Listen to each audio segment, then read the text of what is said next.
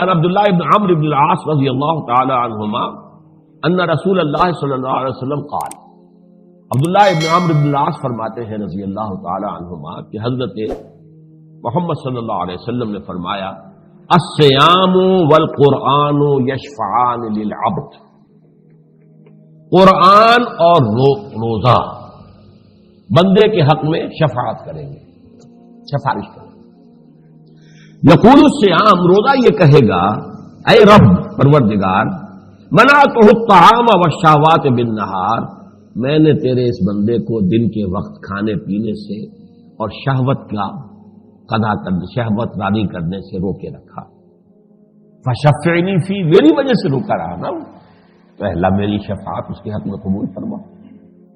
قرآن کیا کہے گا، وَيَقُولُ الْقُرْآنُ منعتہ النوم باللیل، میں نے روکے رکھا اسے نیند سے رات کے وقت۔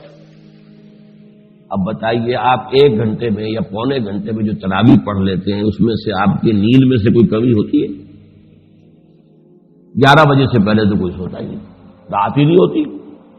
تو کہاں سے نیند آپ نے کوئی قربانی دی نیند کی؟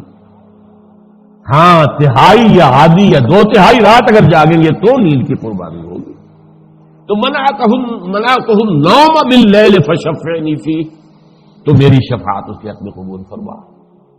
فیشفعان، اور حضور نے فرمایا ان دونوں کی شفاعت قبول ہو جائے گی، آمین یا رب العالمین۔ اگلی حدیث دیکھیے، 2 چیزیں بالکل پیرلل ہیں۔ عن ابی ہریرہ رضی اللہ تعالی عنہ قال قال رسول اللہ صلی اللہ علیہ وسلم، من صام رمضان ایمانا واحتسابا غفر له ما تقدم من ذنبه ومن قام رمضان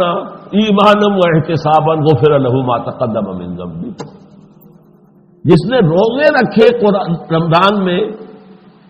اور ایمان بھی تھا، احتساب، احتساب کے 2 ترجمے ہیں، ایک تو یہ کہ اس کا بدلہ چاہنے کے لیے، امید میں کہ اللہ مجھے اجر دے گا،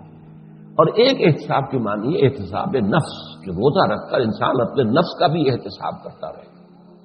یہ نہ ہو کہ روزہ بھی رکھا ہوا جھوٹ بھی بول رہا ہے، روزہ بھی رکھا ہوا دھوکہ بھی دے رہا ہے، روزہ بھی رکھا ہوا اور سودی کاروبار بھی کر رہا ہے، تو پھر وہ روزہ کہاں ہوا؟ اس کے لیے اگلے صفحے پر 3 حدیثیں ہیں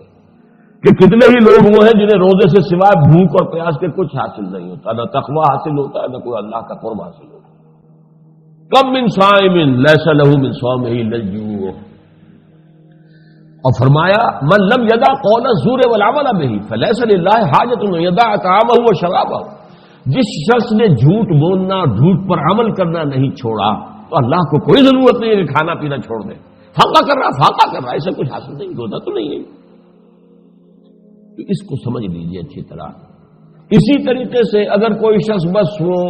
رٹی رٹائی سی کوئی چیز سن رہا ہے، قرآن نہ سمجھا، نہ اس پر کوئی غور کیا، تو وہ رات کا جاگنا بھی بیکار ہے۔ عن ابی ہریرہ رضی اللہ عنہ قال قال رسول اللہ صلی اللہ علیہ وسلم، رب صائم لیس لہ من صیامہ الا الجوع ورب قائم لیس لہ من قیامہ الا الجوع،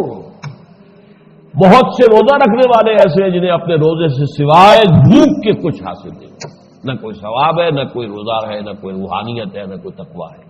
اور بہت سے رات کو قائم ہونے والے، کھڑے رہنے والے بھی ایسے ہیں جنہیں اپنے قیام سے سوائے انیندرا، جسے آپ پنجابی میں کہتے ہیں، سوائے اس کے اور کچھ حاصل نہیں، نیند تو گئی، ملا کچھ نہیں۔ وہ تو قیام بالقرآن ہوگا جب قرآن آپ کے ذہن میں اترے، آپ کے قلب پر اترے، آپ کے اندر اس کے انوار جذب ہو، تب تو کوئی فائدہ ہے، ورنہ تو کوئی فائدہ نہیں۔ تو آپ نے یہاں دیکھا من صام رمضان ایمانا واحتسابا غفر له ما تقدم من ذنبه ومن قام رمضان ایمانا واحتسابا غفر له ما تقدم من ذنبه، تو صام قام برابر۔ کتنے ہی روزے والے دار ایسے ہیں جنہیں روزے سے بھوک کے سوا حاصل نہیں ہوتا، کتنے ہی رات کو پڑے رہنے والے ہیں جنہیں سوائے رات کو جاگنے کے اور کچھ حاصل نہیں ہوتا، جو اپنی جو ہے بے خوابی کے سوا اور کچھ حاصل نہیں ہوتا۔